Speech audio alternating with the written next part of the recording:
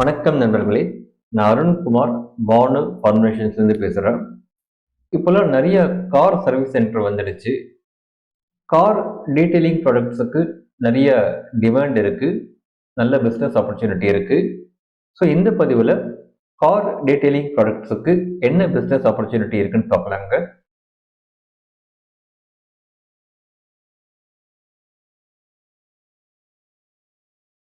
Car service centre அப்படிங்கிறது mechanical fault attend பண்ணுவாங்க. Mechanical repair இல்லைன்னா ஃபிசிக்கல் டேமேஜை சரி பண்ணால் அதான் service, car service. Car detailing அப்படிங்கிறது அந்த காரை இன்னும் அழகுபடுத்துவாங்க. ஃபிசிக்கல் அப்பியரன்ஸ் இம்ப்ரூவ் பண்ணுவாங்க. அந்த காரோட பாடிக்கு ஒரு வேக்ஸ் கோட்டிங் கொடுப்பாங்க. இல்லைன்னா அந்த கார் சீட் லெதர்ஸுக்கு ஒரு கண்டிஷனர்ஸ் ஒரு கோட்டிங் கொடுப்பாங்க, லெதர் கோட்டிங். இல்லைன்னா டயருக்கு ஒரு கோட்டிங் கொடுப்பாங்க, டயர் லெசர். கிளாஸ்க்கு கிளாஸ் கிளீனிங் பண்ணுவாங்க. ஸோ இந்த மாதிரி அதனோட ஃபிசிக்கல் அப்பியரன்ஸை இம்ப்ரூவ் பண்ணுவாங்க. ஸோ இதுக்கு தேவையான ப்ராடக்ட் தான் கார் டீட்டெயிலிங் ப்ராடக்ட்ஸ். இப்போ பெரும்பாலான கார் சர்வீஸ் சென்டர்ல கார் டீட்டெயிலிங்கும் பண்றாங்க.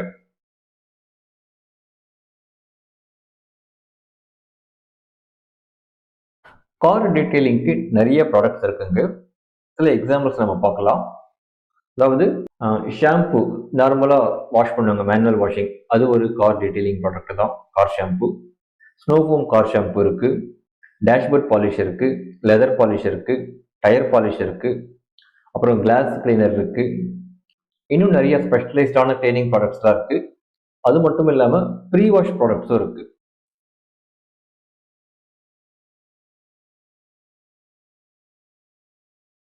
கார் டீட்டெயிலிங் ப்ராடக்ட்ஸை பிஸ்னஸாக பண்ணும்போது என்ன ப்ளஸ் பாயிண்ட்னா, இதுக்கு மார்க்கெட் டிமாண்ட் இருக்கு.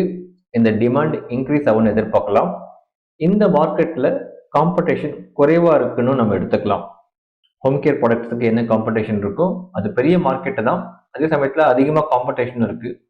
அந்த அளவுக்கு இது பெரிய மார்க்கெட் இல்லைனாலும் இந்த மார்க்கெட் இன்க்ரீஸ் ஆகுது, க்ரோ ஆகுது, காம்படிஷன் குறைவாக இருக்குன்னு எடுத்துக்கலாம். ஸோ அது ஒரு ப்ளஸ் பாயிண்ட். அடுத்து இந்த கார் டீட்டெயிலிங் ப்ராடக்ட்ஸை பொறுத்த வரைக்கும் குவாலிட்டி தான் ஒரு முக்கியமான பேராமீட்டர். குவாலிட்டி தான் முக்கியம். குவாலிட்டி தான் வாங்கலாமா வேணாமான்ற டிசிஷன் எடுக்கிறதுக்கு ஒரு பேராமீட்டராக இருக்கும்.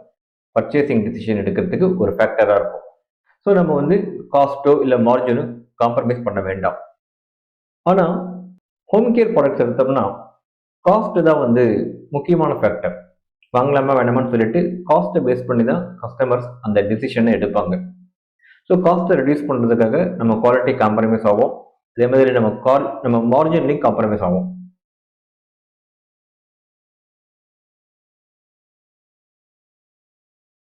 இதில் மைனஸ் பாயிண்ட் அப்படின்னா மைனஸ் பாயிண்ட் சொல்ல மாட்டோம், பட் இருந்தாலும் இதில் குவாலிட்டி மெயின்டைன் பண்ணணும். அந்த professional quality, professional product, professional ஃபார்முலாவாக இருக்கணும். இல்லைன்னா இந்த பிஸ்னஸ் நீங்கள் பண்ண முடியாது. ஏன்னா ஒரு கஸ்டமர் கார் சர்வீஸ் முடிஞ்சு அந்த காரை வீட்டுக்கு கொண்டு போறாருன்னா அவர் காரை பார்க்கும்போது அவருக்கு அந்த பிசிக்கல் அப்பியரன்ஸ் அப்பீலிங்காக இருக்கணும். அது லெதரோட ஃபினிஷிங்கோ இல்லைன்னா காரோட பாடி வாஷோ இல்லைன்னா டயரோட கோட்டிங்கோ அவருக்கு பார்க்க அப்பீலிங்காக இருந்தால் தான் அந்த கஸ்டமருக்கு சாட்டிஸ்ஃபேக்ஷன் வரும். அதான் கஸ்டமர் சாட்டிஸ்ஃபேக்ஷன். ஒரு ப்ரீமியம் ஃபார்முலாவில் தான் அதை அச்சீவ் பண்ண முடியும். ஸோ அந்த second quality formula, third quality formula, substandard ஃபார்முலாலாம் வச்சுக்கிட்டு இந்த பிஸ்னஸில் பண்ண முடியாது.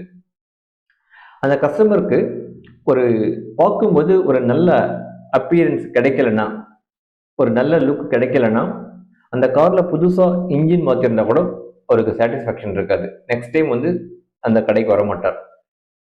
இது ஒரு மைனஸ் பாயிண்ட். ப்ரொஃபஷனல் ஃபார்முலா மட்டும்தான் பிஸ்னஸ் பண்ண முடியும். செகண்ட் இந்த ஃபார்முலேஷன் கெமிஸ்ட்ரியே கொஞ்சம் காம்ப்ளிகேட்டடான கெமிஸ்ட்ரி. இதில் நிறைய வேக்ஸ் பயன்படுத்தியிருப்பாங்க, ஆயில் பயன்படுத்தியிருப்பாங்க, சில சால்வெண்ட்டை பயன்படுத்தியிருப்பாங்க.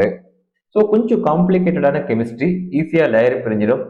அதே மாதிரி கார் பார்ட்ஸ் பாதிக்காத மாதிரி அந்த ஃபார்முலேஷன் இருக்கணும். ஏன்னா கார் பார்ட்ஸ் எதனா அஃபெக்ட் ஆச்சுன்னா அது மைனஸ் பாயிண்டாக போயிடும். அது மட்டும் இல்லாமல் சுற்றுச்சூழல் பாதிக்காத மாதிரி இருக்கணும், கவர்மெண்ட்டில் பர்மிஷன் வாங்குற மாதிரி இருக்கணும். ஸோ இந்த ஃபார்முலேஷன் கொஞ்சம் டிஃபிகல்ட்டான ஃபார்முலேஷன். ஸோ இதுதான் இதில் மைனஸ் பாயிண்ட். அப்புறம் பெரிய பெரிய சர்வீஸ் சென்டரில் கார் டீட்டெயிலிங் ப்ராடக்ட் சப்ளை பண்ணுறதுக்குன்னு தனியாக மேனுஃபேக்சர்ஸ் இருக்காங்க. அந்த லிங்க் டைப் இருக்கும். ஸோ அவங்களுக்கு அவங்களே கொடுத்துருவாங்க.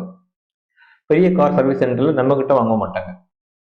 ஸோ மீடியமான கார் சர்வீஸ் சென்டர்ஸ் இல்லைன்னா ஸ்மால் கார் சர்வீஸ் சென்டர்ஸ் தான் நம்ம பிஸ்னஸை ஃபோக்கஸ் பண்ண முடியும்.